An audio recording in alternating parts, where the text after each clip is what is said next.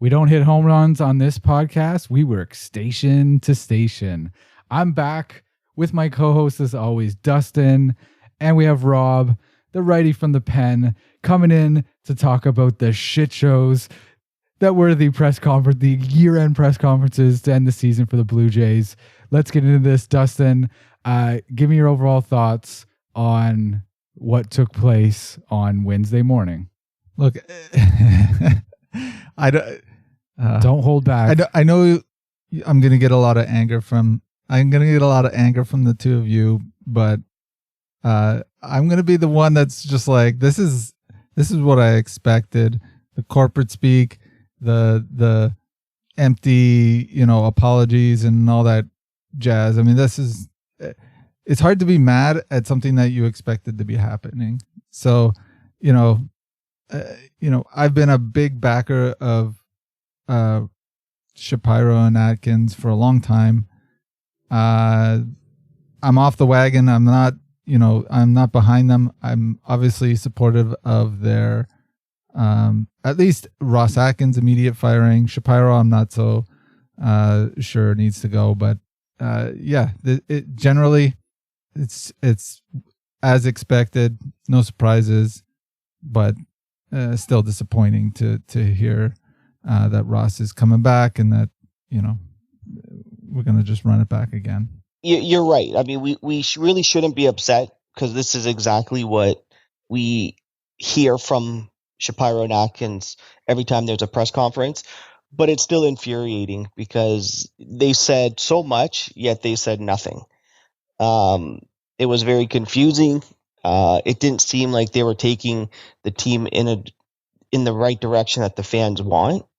And it's very frustrating. And it's actually kind of scary because I don't know what these guys are going to do. Comments that were made, even about Vladdy not being, put a generational hitter or player.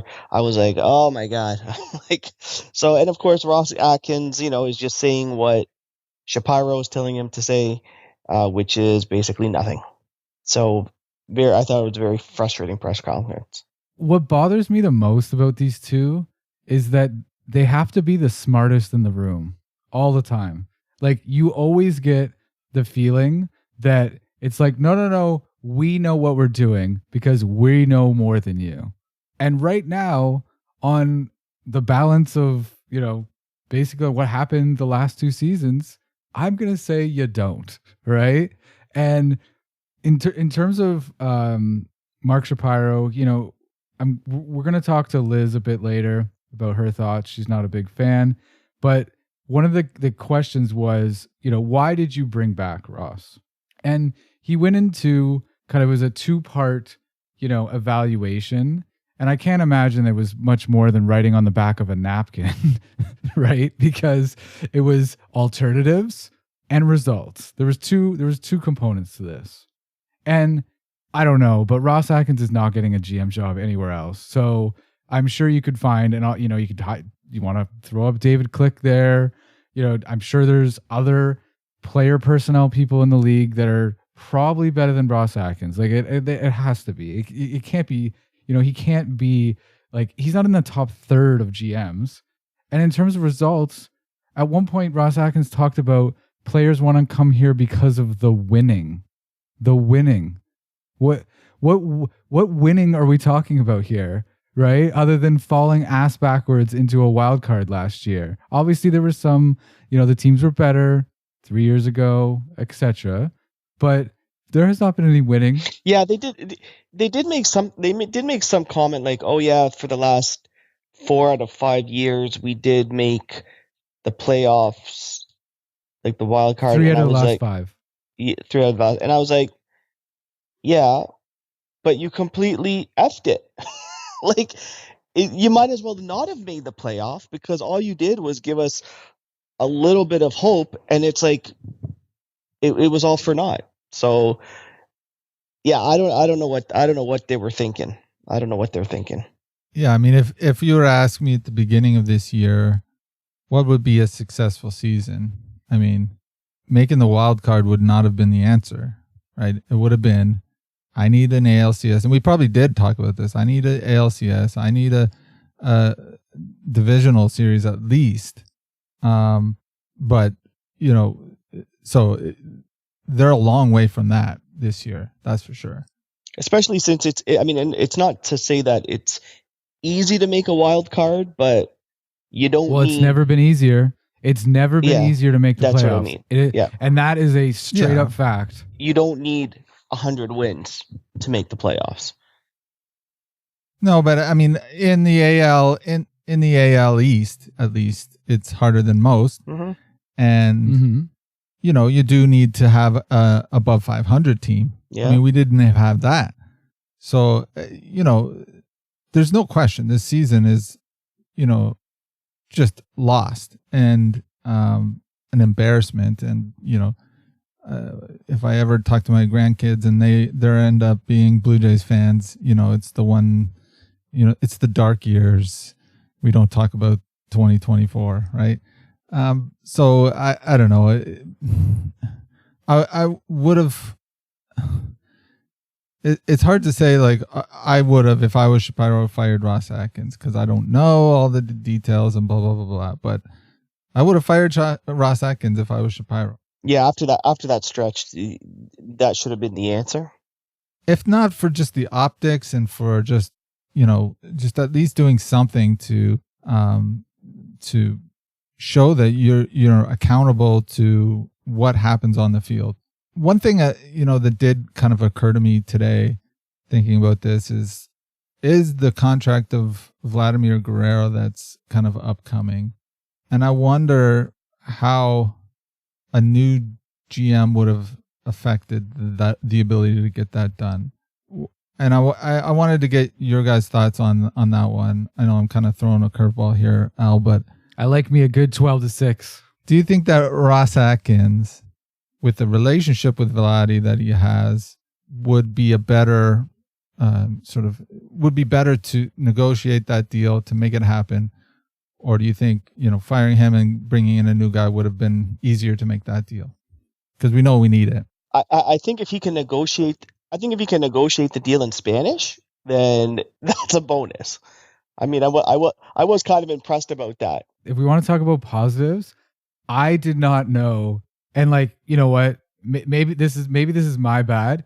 I did not know that Ross Atkins could speak any Spanish. Yeah. Any. You brought it up, and then when I heard when you brought it up, I was like, what are you talking about? And then when I heard the podcast, when I heard him talk, I was like, oh, okay, well, maybe this is a way to sway Juan Soto to come here. So, I mean, yes, that's a positive because the Jays are I guess most MLB teams, but the Jays are very Latin focused, right? So that's a positive.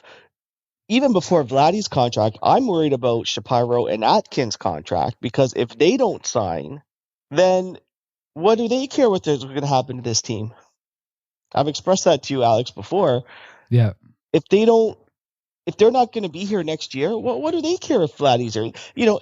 If they don't make any signings or deals, or just the bare minimum deals, and then come the trade deadline, if they're not in it like they are this year, who's to say they're going to be well, we're not going to be here next year, so let's trade Vladdy for a bunch of prospects that might be good in 5 years, and then let's trade Bo for, again, 2 prospects that might be good in 5 years. The Jays are going to suck if that happens for the next 5 years. I'm going to answer Dustin's question. And I just remembered, Rob, that yes, I remembered the Ross Atkins Spanish, and it put a smile on my face. Rob and I were both in the office at the time this press conference was going on, and I was like, "Oh, he's speaking Spanish, man! Check this out!" Yeah, right, legit pulling a rabbit out of a hat, in my opinion. But in terms of the GM, I actually think that Vladimir Guerrero Jr.'s relationship is with the team. I think it's the Blue Jays. I think he likes being whatever size fish in this pond. I think he likes it a lot. And as long as he gets what he feels he is worth, I don't think it's going to make a difference, to be honest, the GM. I'd like to say that he has a built-up relationship with Atkins and, Shapiro. I'd like to think that. But I think Vladdy's the captain of his own ship. Do you know what I mean? And he'll decide what he wants to do. And I think I've said on a prior episode, I think Vladimir Guerrero Jr. would be okay playing on a losing team as long as he gets the money that he wants. I don't think Bo Bichette. I think Bo Bichette wants the money and he wants to win. I think Vladimir Guerrero Jr. would be fine here. I think he likes being big fish, small pond kind of thing, and that's fine. You know, I think he turned it on. I think we looked at it in kind of like June. He really started to churn, and then obviously finished with, finished top 10 in most, or top 5 in some cases, in most statistical categories. But I don't know. I don't think I can't imagine. I don't think Ross Atkins is going to be the one like, oh, we got to keep him because he's the one that's going to get this done. The other thing is that the MO with these guys is like, oh, we don't want to show our cards, right? We don't want to show our cards. And Liz kind of will talk about how she would have answered the generational player question. And I was actually kind of surprised, but like what she said. But essentially, you can still tell everybody that you want this player on your team, but also kind of, not say much, right? Yeah. And I don't know. I don't know if that was a terribly answered question by Shapiro. I think he was kind of thrown off a bit, which I liked. I liked that Wilner. I'm gonna give who had a good couple press conferences, Mike Wilner. I thought he was kind of lobbing interesting questions in there that weren't kind of totally to be expected. And I don't know. I think as a fan, and that's what we all are, I think I was looking for a little more. Yes, we want Vladimir Guerrero to be on this team in 2026 kind of thing, right? I want, or something to the effect to inspire some confidence. And like, we know they're going to talk. Like, they talk to everybody. We know they're going to talk, but like, I'm hoping this offseason has some substantial talks that either gets it done or to be getting done early in the season. I think if they don't get this, if they don't get this extension signed, we riot. That's what I'm holding to that. I mean, also with that generational comment, I mean, it could have been a way to just, as soon as you start saying, oh yeah, Vladdy is a generational player, then Vladdy hears that and says, great, you think I'm a great player, so guess what? Now I want another $5 million on my deal. Like, so I can kind of see that that's if they did that, like if that was done on purpose. But yeah, I would have liked to have seen something to be like, yes, we are going to try to, even if you say try, yes, we are going to try to sign Vladdy this offseason. I mean, it's a two-way street, right? It's got to come from both. At least put it out there to say. That's a great point. That you want to ride that line. You don't want to show your hands, and say he sucks. But you also don't want to say, oh, we love him and we want to keep him and blah, blah, blah. And leverage everything you've got. So, yeah, I think it's reasonable that he doesn't say that outright, but I don't know. I didn't feel great about the way that he answered it. But, I don't know. What do you do? You're right, Al, that was kind of seemed to be thrown off about that. And I don't know how I would have answered it in his place, because you say something like, well, I think, Vladdy's certainly one of the top players in the league, or you kind of roll it off like, I don't know about generational players. That term just is meaningless, or you kind of sort of poo-poo the term itself and just don't really answer it. So there are ways to do that while still saying that, he's a great guy and we want him on the team. I don't think any of that really is going to affect whether or not he signs. Like you said, Al, he's going to want the money. And I think there is some hometown love that Vladdy has. And so, if there's 5 deals on the table, all the same, and one of them's the Blue Jays, he's going to pick the Blue Jays. I wouldn't doubt that that's probably the case. Jeff Blair brought up on their kind of little post press conference chatter that if Vladdy doesn't sign an extension, he will be going to arbitration, right? So yes, this is something that I guess could be used, I guess against the Jays in arbitration. But the thing is like arbitration's always about like a couple $1 million, right? Like it's always like, well, there's back and forth, a couple million. Now, of course, with this team and luxury tax, that couple million could really matter, but I don't know. It just didn't inspire the most amount of confidence. I saw an estimate that he could make $29 million in arbitration. Yeah. Mm-hmm. What did Juan Soto make this past year? A lot of people are talking about a deal for Vladdy in the range of $30 million for 10 years. $300 million. So I mean, there's when we're talking about a million to sign him, if that's what it takes, maybe it takes more. I don't know. We'll see kind of what Juan Soto goes for as well this year. I think that's kind of what's happening is the Blue Jays are waiting for Juan Soto to sign this year to see where that's at, and he's kind of a but I don't think Juan Soto would come to the Jays if Vladdy's not here. No. It's setting the market. Yeah, Juan Soto is going to be above Ohtani Vladdy probably, but they're in a similar ballpark. So he signs for 500, then it's like, okay, Vladdy's going to get more than 3. Yeah, and then it's also is he going to would they sign Vladdy as a third baseman or as a first baseman, right? Because you're probably going to make more as a third baseman than a first baseman. Well, and maybe there's the impetus to get this done right before Juan Soto gets half $1 billion. That's crazy. Yeah. That too. Yeah, I know. The Vladdy camp may be waiting. I think the most likely thing is that both camps are essentially waiting, and they want to see where this, a rising tide, raises all boats, as they say, and I think Juan Soto is going to probably tell us a lot about what Vladdy does want. We had some changes in the coaching staff this week, and I had to chuckle because one of the things that Ross Atkins said was we felt that we could do it with the people we had in 2024, and that's why they chose to keep everyone. And now, after they are 12 games out of the wild card, they've elected to fire their field coordinator, Gil Kim, their assistant pitching coach in the bullpen, Jeff Ware, Donnie Baseball back to being a bench coach, and Guillermo Martinez, sayonara. Well, he should have been gone. I was like, thank God, because he should have been gone last year. I think the first two there, Gil Kim and what was the other one? Jeff Ware. Jeff Ware. I think they're going to get probably reassigned to a minor league position, something like that. They didn't. That's what I heard. But they're fired from the major league staff. But what difference is this going to make?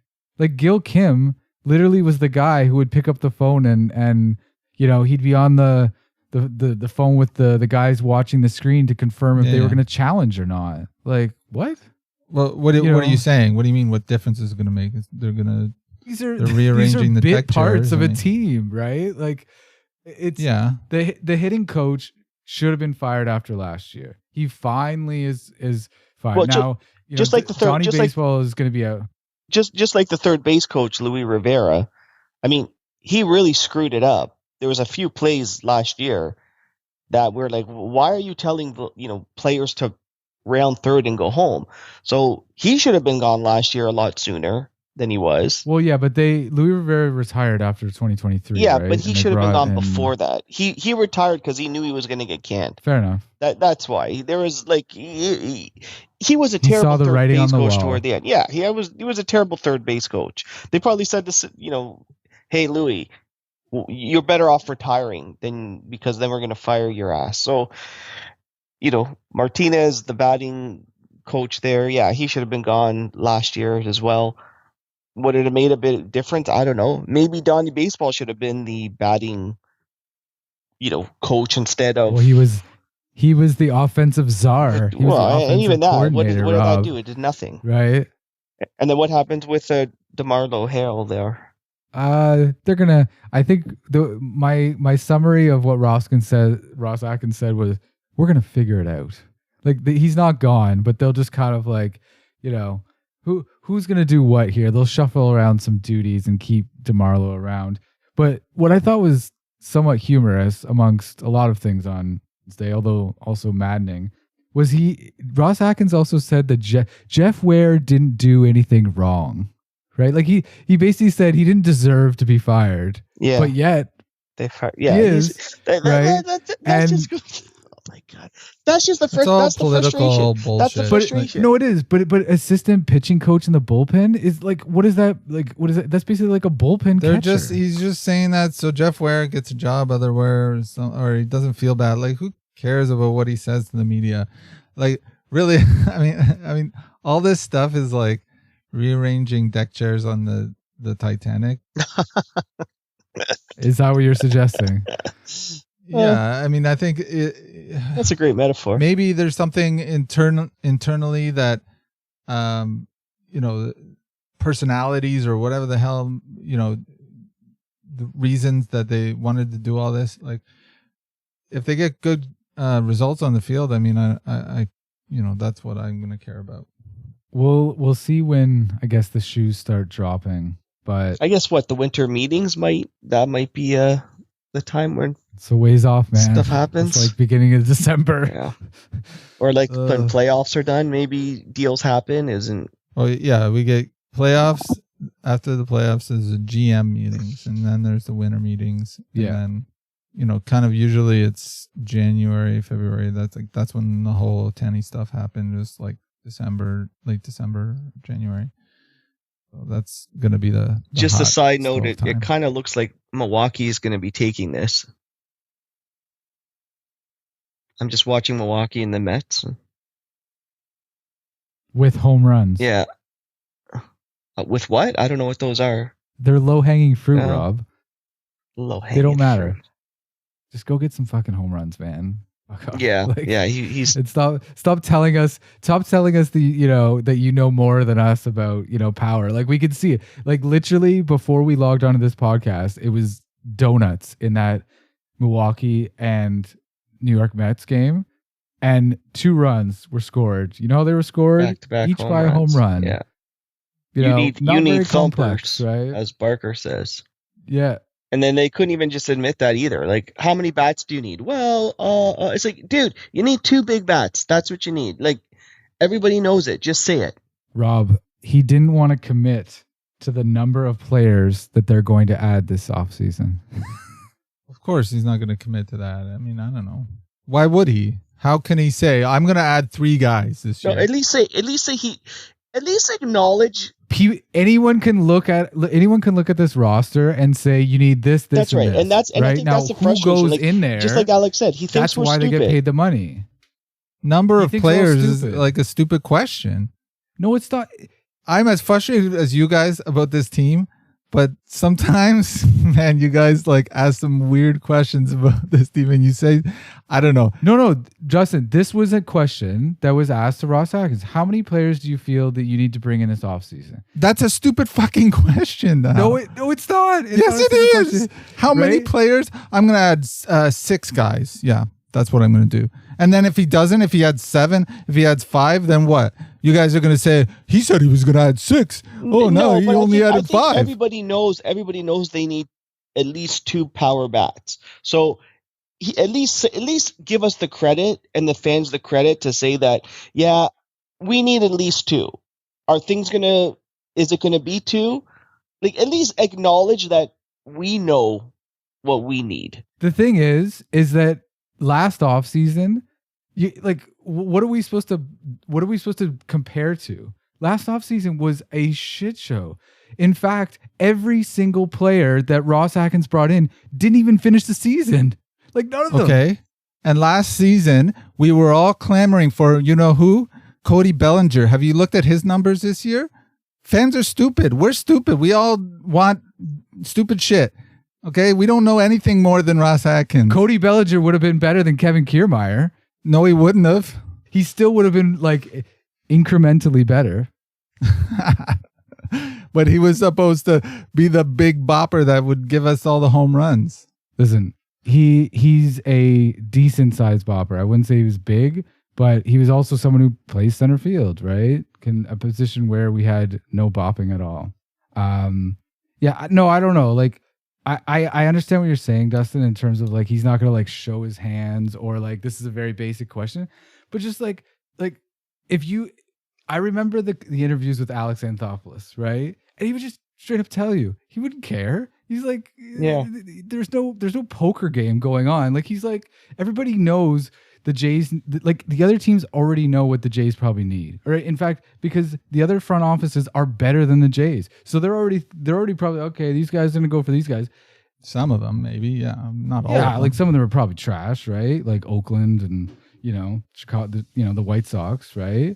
But I don't know, like some of the thing is that on the flip side of it, this is like it was a softball question, right? It wasn't a hard question. It was like, yeah, we want to bring in 3 bats, move it along, right, to the next question. And it's what was his answer? What did he say? I don't remember. I know his answer literally was, I don't want to commit to the number of players we need to add. That's a reasonable answer. Yeah, that was how he ended. That's how he ended his question. I don't know. I think if he at least acknowledged to say, you know what, we need a couple of power bats, and we need a better, we need a few more arms in the bullpen. At least give us the credit that we know that. But he said that in other answers. He said at least Shapiro, I know, said that the bullpen needs to be improved. Yeah, and that's in relation to depth, right? So Right. that was the big thing that Shapiro hit on. Yeah, and I don't know. And while I agree with you, Dustin, I that is the correct answer. He's not going to commit because he doesn't know, Yeah. right? But the thing, but Rob is also right in that everybody's sitting here and it's like, we can look at the roster, man. We can see the holes you have. Like, we're not idiots, right? We're just not idiots, right? Now, we don't get paid millions of dollars. You have to figure out how to fill the holes, right? That's why you get paid the big money, and we sit at home at our kitchen tables and talk about baseball. Yeah, backseat, right? Manage. Yeah. Yeah. No, hey, I've done it before. And, I'm just, sometimes it's frustrating to hear their answers. And to be honest, they sound like, I said, politicians. Worse than that. Half the time I don't even want to listen to them because it's just, I know what I'm going to hear. I'm not going to get any big answers. And if there is a big answer, I'm going to hear it from Shady Vidi or, some other pundit out there on Twitter. Mm-hmm. Or you guys. So, yeah, to me, that whole show, like when they do their press conferences, it's like, I know that they're not saying the truth. They're not telling us exactly what we want to hear. And I don't know if they should. That's kind of where I'm at, is like, I don't know if it would be good for them to say, to have answered that even with what Rob said, like, I think we need about 2 power hitters, and we probably need to add 2 or 3 in the bullpen, and then we're also going to look for a starting pitcher if we can. Like, that's probably the answer that he's thinking, or that's what I'd be thinking if I. But that's why, like, roughly. If he at least says it and says, at least he knows, and he's like, look, this is what we're going to try to do. Like, just be somewhat upfront to say that's what we're going to try to do. Like, even Juan Soto, be like, yeah, of course we're going to be in on Juan Soto. Does that mean he's going to come here? I don't know. Like, we're going to try, just like we tried with Ohtani. Like, just don't treat us like we're stupid. Say it. Like, don't beat around the bush. Complete your sentence. Give us something. Yeah, like, at the end of the day, people are pissed off because they're losing, right? His job isn't to make the fans happy with the answers that he gives. His job, what he gets paid to do, is bring baseball players in, make deals, and hopefully win some games. The fans are the ones that are going to go to the game. So are people going to go if they're like, you know what, screw this team, and they're not going to go? Then people are going to go if they win. People are going to go if Blue Jays are winning. Right. And they're not. So why is Ross there? That's my question. Why is Ross talking to me? I don't want to hear his answer to how many players he's going to add, because he shouldn't be adding players. Somebody else should be. Mm-hmm. But he's here, and and I think you've hit on the root of the frustration too, right? Is that this person shouldn't even be in this position, and then on top of it, oh my God, sorry, hold on.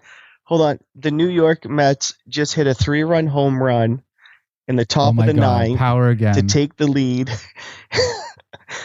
That is crazy. Like, what are these guys doing with like swinging for the fences, Rob? Oh my Come God. on. That's crazy. Pete Alonso. That was Pete Alonso. So I guess that means we're not going to be future first baseman for the Toronto Blue Jays. Not anymore. Not the Mets. They're going to give this guy a gajillion dollars now after this. Yeah. Yeah, that's going to be the hit. If they win the World Series, this is why. Oh my God, look at that. Look at that swing. That's on the cover of the DVD.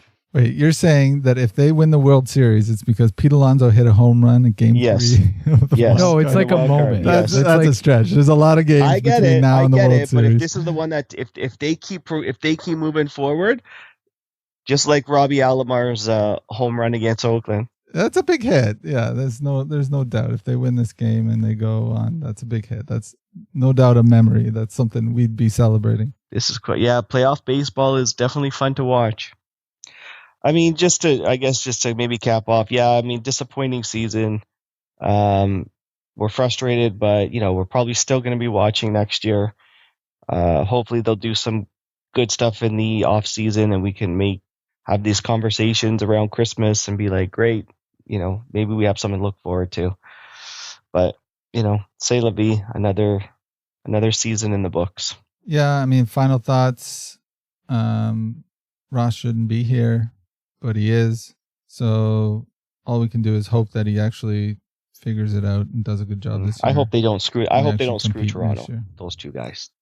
Yeah, I mean, I don't think they will. I mean, I think I've said it before. I don't want to repeat myself too much, but Shapiro's not going anywhere. I don't think. Anyone clamoring for his head is just banging their head against the wall. He's not going anywhere. Ross should be gone, but if he's not, let's hope that he actually gets something done, figures it out, and we get some, some surprises from the kids or something, which we can talk about on another episode. All right, thanks, gentlemen. We're going to take a break, and Liz is going to join me to, I guess, give her 2 cents on the press conference this week.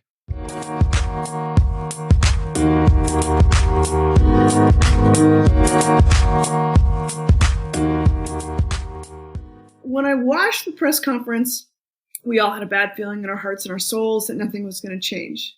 And I knew it. And I saw that I saw Mark on the screen, and he looked so buttoned up and pleased with himself. He looked so pleased with himself. And so, like, his tone, as is always, is of arrogance and one of composure, and one of a guy who says, I'm doing the right thing.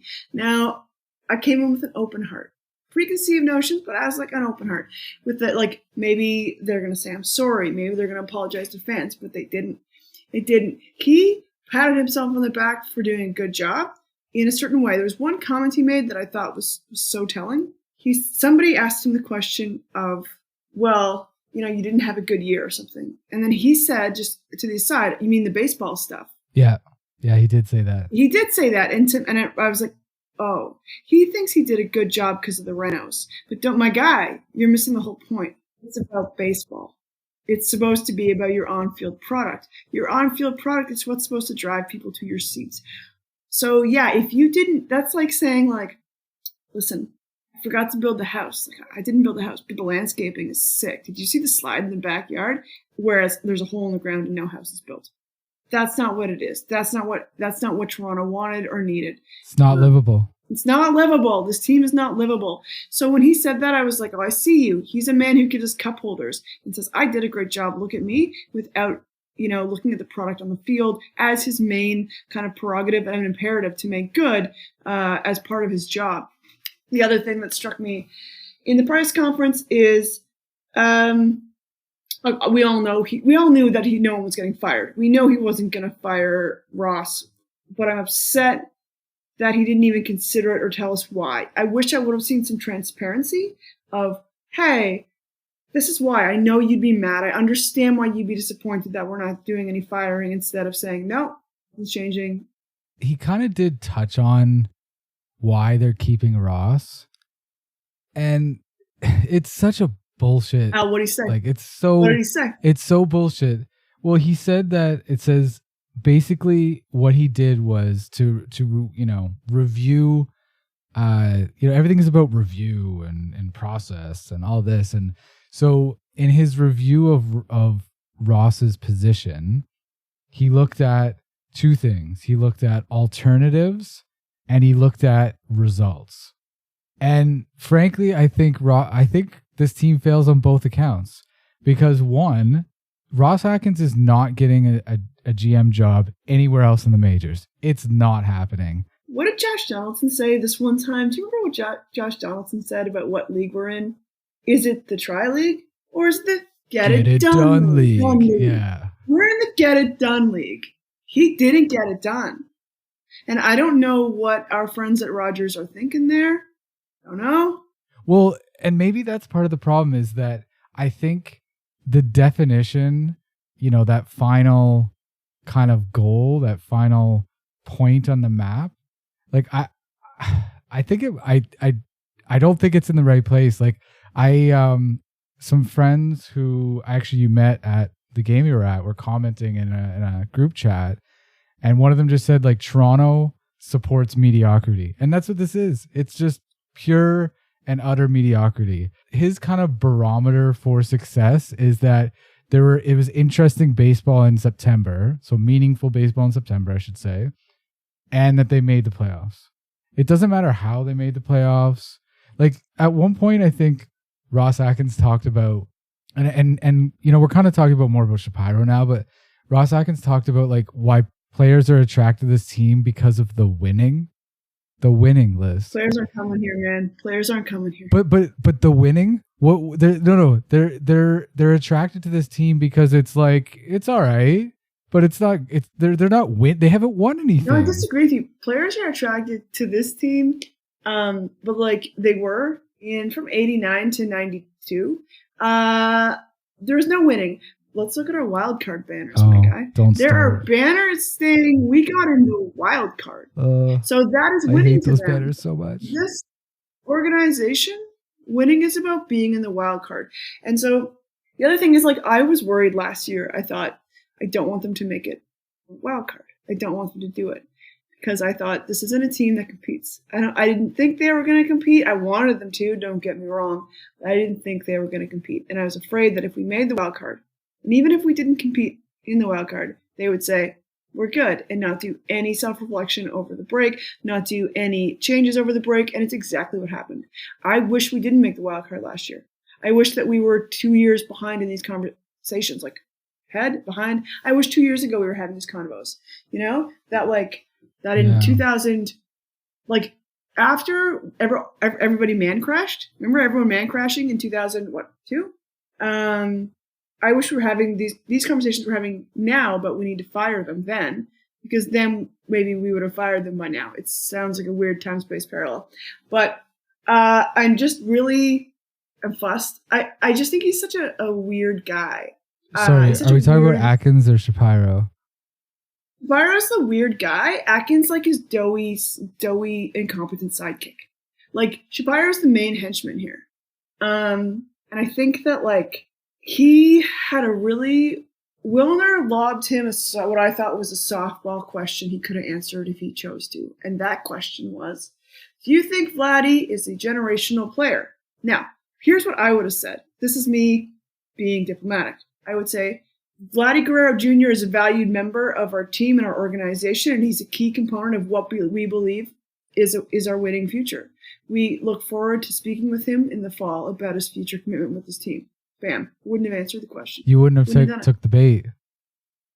I wouldn't. I would have spun whatever. If so, the thing is that, like, number one, I would have spun it positively. I would have been a positive thing on that to be like, we're committed to working with Vladdy to secure his future with this team.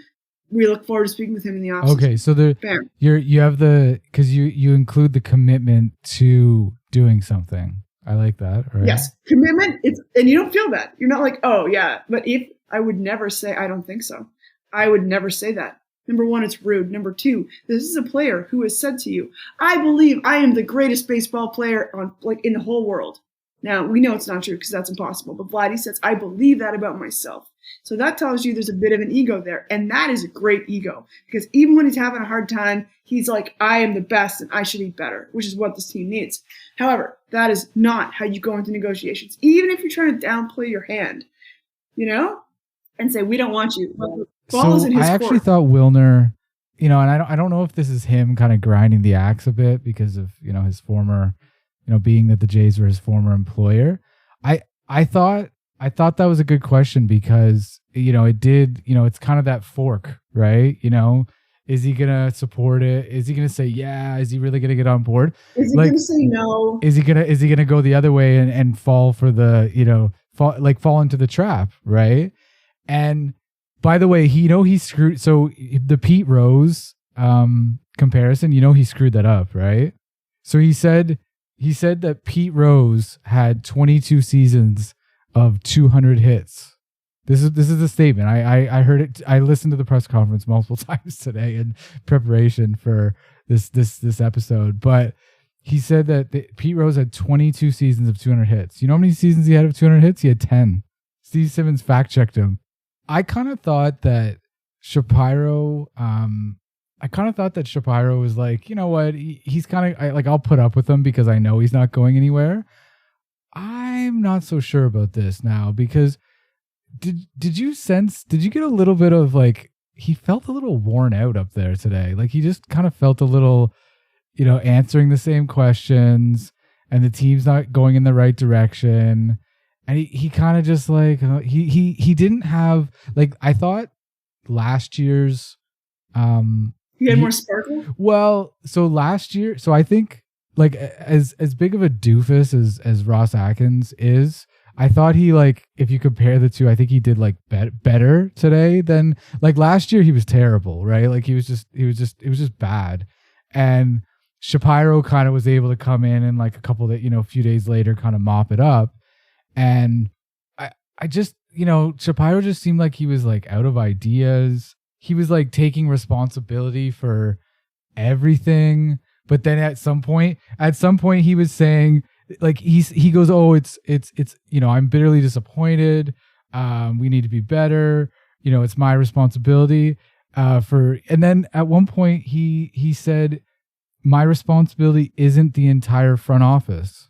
What? Dude, you're the president of the team. You're responsible for everything. He also blamed it on injuries. That was not a problem this year. We had Bo was injured.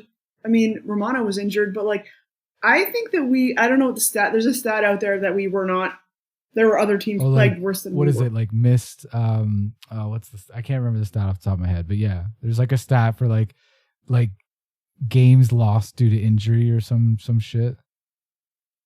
Yeah. Anyway, I think that like, I'm not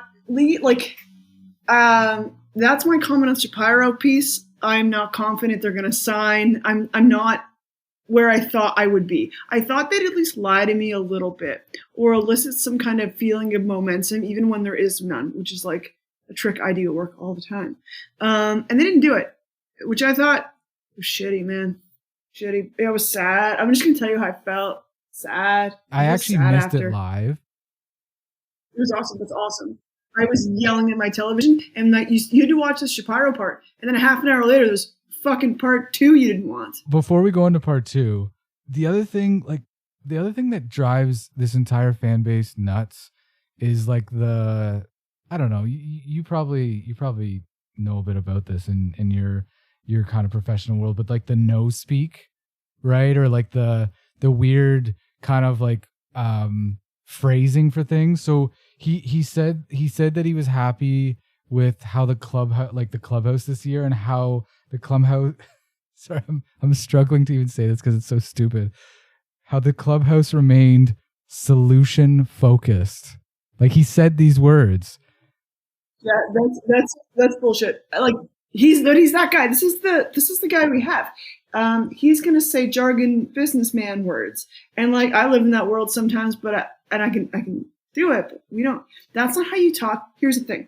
There's something called tone and communication, and you communicate to your stakeholders in a way that is appropriate for them. So you could use that in a boardroom to Rogers, but you do not sit in front of your fan base and speak to them like that. That's just, I find it extremely rude. That's like speaking to your spouse or your kids like you would to a phone call with the CRA. It's just like not, you don't do that, right? You don't speak like that. The other thing is that he had that weird exchange with Rosie DeVano. Oh yeah, I thought that was really weird. yeah. And like one. yeah, she's off the pocket, cool, whatever. But his weird dig at her with that sly smile, I thought that was really weird and creepy, and just like, hold it in, my guy, hold it in. You know, like, don't take shots. The thing is that I think the team is a shit show. Do I think that it did a half decent job of like keeping itself together? Maybe I'll give you that, but like this for the better part of what, July, August, September, maybe even all of June, like this team was out of it, right? So it's like it's not like they were kind of there and then they like kind of like self-destructed and then that's where you get all the cracks forming and people talking. They were just out, and Bo Bichette wasn't around, right? Never in it. They were never in it. We never had a feeling, I don't remember, of momentum winning. We haven't had the feeling for 2 years. And like, I've said it, man. I said it today on the internet. And I said it like, listen, man, I almost died at the baseball game. I got hit in the face with 110 mile an hour foul ball. And like, I swear to God that it hurt much less than this press conference and this entire year. It's like, the insanity and the unfireability of this like front office and having them gaslight us and smile at us is psychological.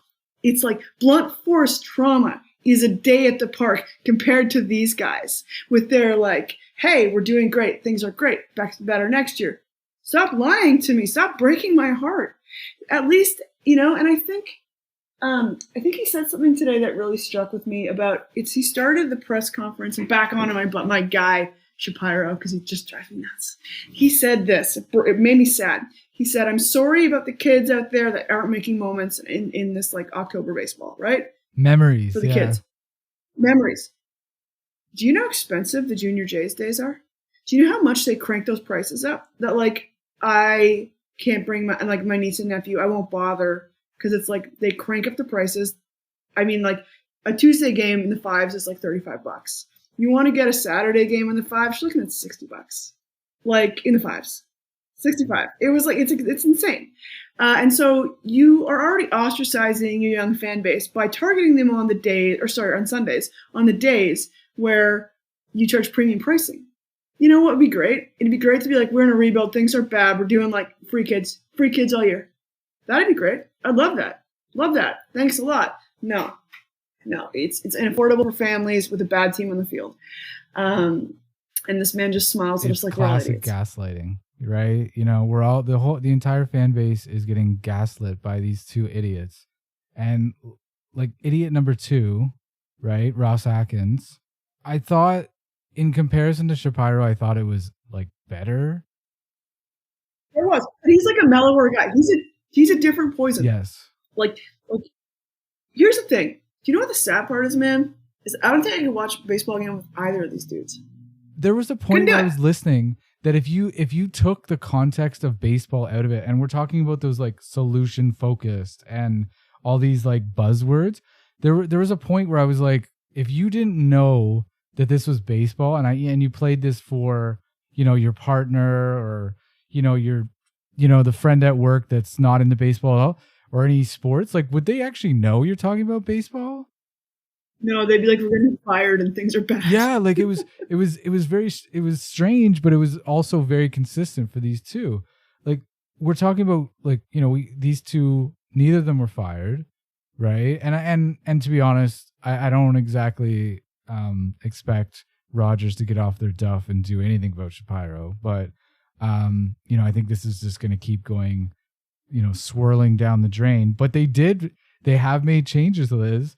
They fired, wait for it, the field coordinator, the assistant pitching coach in the bullpen, and Donnie Baseball is back to being bench coach. Big sweeping changes. They asked about these changes, and like they had an impossible time trying to figure this out. Of course, and you know what? Sorry, I must apologize. Of course, Guillermo Martinez has been mercilessly relieved of Which his was duty. 2 years too late. Exactly. Well, he should have been gone after last year, I think. I think after last year would have been the logical time. It's like, wow, this is like, we really hit like shit. Let's make a change. Man, we got to stop looking at these guys for the answer. We need to stop looking to these smiling skin suits for the answer. This is not the answer. The answer is, hey, Rogers family, what the fuck? And you just bought Toronto Sports. Is this, damn, bud. Damn. Do you know Cahal Kelly? He's a writer for the Star or the Globe now. I can't remember what she's bouncing between. But anyway, he's a bit of an asshole, but he's quite opinionated. But I thought he had a great question when he asked Shapiro, like, hey, Rogers just bought MLSE. Like, are you going to be in the running for the whole thing? And he's like, I don't know. And I didn't think about he's like, the thing that I wonder is because, we know that his contract is basically lines up with Bo and Vladdy. And I'm kind of wondering if the reason we haven't heard about him being extended is because maybe this Rogers deal was in the works for a while and maybe they just have other plans. Like Keith Pelly's the new president of MLSE. He was very quick to fire TFC's president and everybody hated, trust me, he was like the Mark Shapiro of TFC land. Everybody hated him. He came in with all this like, oh yeah, I could build teams and all this. And he was like, he literally was looking up players on, I can't remember the site, but he's literally looking up players, like scouting players on like a website saying, yeah, we should sign this guy. He played on the Italy national team. Like it's almost no different than what's going on here. It's much more basic. But if the Blue Jays kind of get brought into this whole MLSE thing, I can't see Mark Shapiro staying for the results that are happening. I just can't. Keith Pelly seems to be very quick to pull the trigger. Where is the ownership and decision making? What it belong? Is it with MLSE still? Is it with Rogers? Well, right now it's with Rogers, but I think the suggestion is that the Jays get moved kind of underneath the MLSE banner. So you have a president. So basically you don't just have these teams reporting to like the board. You have them reporting to somebody that's like, hey, your business needs to be, run properly. You need to be winning. You need all this, right? And that's what Keith Pelly's supposed to be. Is it, or do they acquire part of MLSE? Right? Is there a share like we are, this many seats on MLSE also? Well, they don't. Okay, this is true. And you know what? Because Larry Tannenbaum, I'm pretty sure, still owns a nice little chunk of MLSE. So it's very possible that they don't like come under that banner. But I thought it was a good question by Cahal Kelly because, it's put it out there into the universe. Ross Atkins, though, so he's seeking out a hitting coach, both internal and external candidates. Thank God they're not just looking within. I'm going to apply. I will apply for this job. I can't hit or catch or throw a baseball, and I belong in that administration. Yeah, but you can work a good spreadsheet, right? I can do that. Like I can do office stuff. You got your macros. You got your Excel macros. I can do it. Yeah, I can do it. I can do the corporate stuff surprisingly well. So I could do it. I think I could belong. I could be the hitting coach of the Toronto Blue Jays. I could tell people when to stop hitting. And when to start hitting, and I'd pull them from games. Start hitting, be like, you got to hit like a little bit like this, but 2%. I give the commands. I do totally agree that Shapiro is kind of like he like the snake's head is him for sure. But like Ross Atkins had these like weird answers. Like someone was asking, well, like you got to improve on power. Like, what do you think? And he's like, well, power is a low hanging fruit. Is it a low-hanging fruit or... Okay, who hits for... Hold on. I will also say, who hits for power on our team? One person. Yeah, and like, I don't know, man. To me, it doesn't seem like a very low-hanging fruit at all, hitting for power. It seems like a skill that we need more of. And I don't know how many power hitters are out there that we could acquire easily, except for our one guy. We could just kind of...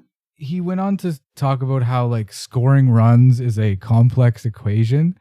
Not when you have power, Ross. That's the whole point of power is with one swing, you can change the game, right? Like you change the That's game. what That's the baseball's whole beautiful. point. It's actually quite simple like that. And I think, I don't know, like he was talking about how like, you know, a power bat and, you know, we got to watch out with strikeouts. Yes, power bats tend to strike out more. We know that. Like a guy off the street could tell you that. But that, you know, they're looking for more like complete hitters. Like, dude, like a power bat that's a complete hitter is probably making like 20 to 30 plus $1 million, right? Do you know what I mean? Yeah, like, exactly. Come on, Ross. Like, like, what are we talking about here? Yeah. So I don't know what's up with our front office guys, but they're not the guys who are going to get it done, and we know that. And I think again, we got to stop looking to them for answers. We cannot. The framework in which we're operating in is flawed. We can't look to these people anymore. We must demand accountability from our friends at Rogers, who own all the things I do, including this call that we're on right now.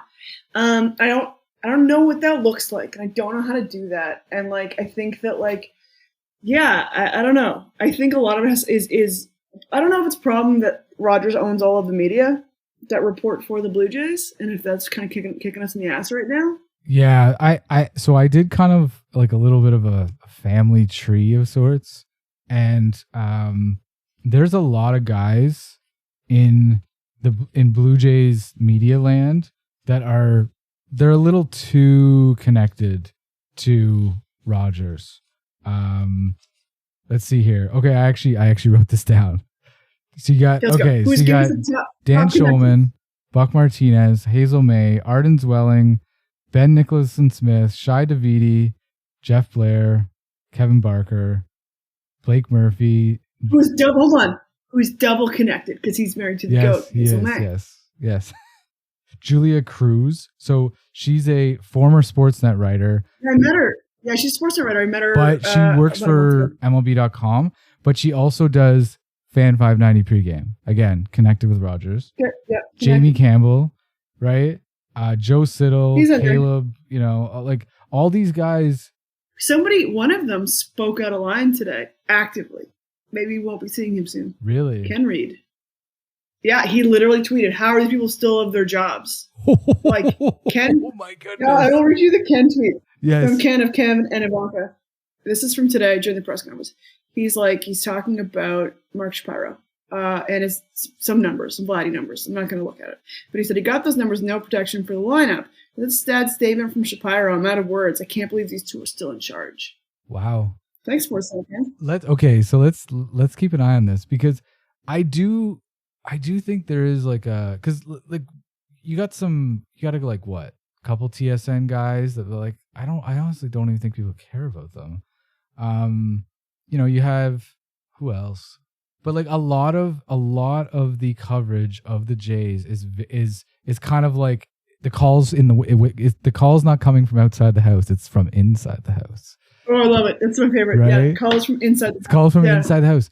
And even when you hear like let's say just take At the Letters, good podcast, but like it's very, very apparent that they're like not going to be overly critical. There's lots of time left. Like, and then it's kind of like, well, they quickly turn the page, right? They're very soft and they're very like, okay, let's move this up. They're definitely not like, that's the most critical I think I've heard a Sportsnet employee be, other than say Kevin Barker, right? Buck goes off the rails. Buck goes off the rails all the time at players, but never the establishment. Yeah, well, Buck goes off the rails. He's always talking about he has definitely similar kind of like talking points, and a lot of them is like, you know, where are you going to find these players, guys that can hit, hit for power, right? You know, are you going to get Vladdy back spinning the ball? Like that's his usual talking points. I like Kevin Barker a lot. I feel like he's considerably more critical now than most, but he also kind of has like a prime time kind of like stool that he's able to sit at, and he kind of, because if he wasn't very critical, it would kind of look kind of weird. He has to be. You have to have the two sides, right? You have to have a guy who's like, yeah, and then a guy who's like, nah. But he does dig in. He will dig in. He does get visibly frustrated. I don't know. It's bad though. Like I feel like because of our sports media, we're not going to get the kind of like the response or the holding accountability we deserve that maybe would happen in other cities where sports and media are separated. Well, it would be nice that if the rights holder wasn't the same as the team, right? So it does seem like a little bit of a conflict of interest, and I get why, it is set up that way. But like, let's say, Rogers owned the Jays, and like the main broadcast people are, TSN, right? Like obviously it would be a very different vibe, I would think, in Blue Jays land. I would imagine that at least. So, but anyway. Yes. All right, Liz, I really appreciate you joining me and giving me some feedback on these shit shows that were the press conferences today. It's hard. It's hard to be a Jays fan, and it's not going to look good anytime soon. And we need to look for accountability where we can get accountability, and that is from Rogers and the ghost of Ted Rogers.